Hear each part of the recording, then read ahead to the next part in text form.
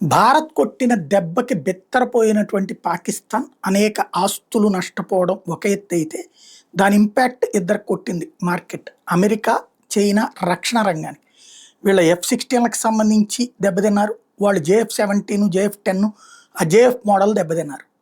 వీళ్ళు F మోడల్లో దెబ్బతిన్నారు. అందుకనినే భారత విజయాన్ని డౌన్ ప్లే చేసి పాకిస్తాన్ సక్సెస్ అయిందన్న కోణాన్ని ప్రచారం చేయడానికి వాళ్ళు సహకరిస్తున్నటువంటి పరిస్థితి.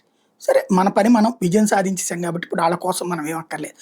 అది పక్కన పెడితే చైనా ఇప్పుడు చివరికి J-35A స్టెల్త్ ఫైటర్లు ఉన్నాయి.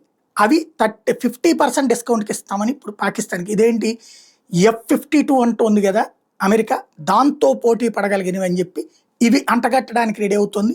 అప్పుకి ఇస్తామని చెప్తోంది. అంటే చైనా అంతకు దిగి వచ్చింది. పాకిస్తాన్కి హ్యాపీ. ఇప్పుడు పాకిస్తాన్ ప్రజలకి ఏం చెప్పి చూసారా, చైనా మనకి అలా బహుమతి ఇస్తుంది, మన విజయంతో ఈ సాధించామని చెప్పుకుంటుంది రేపు.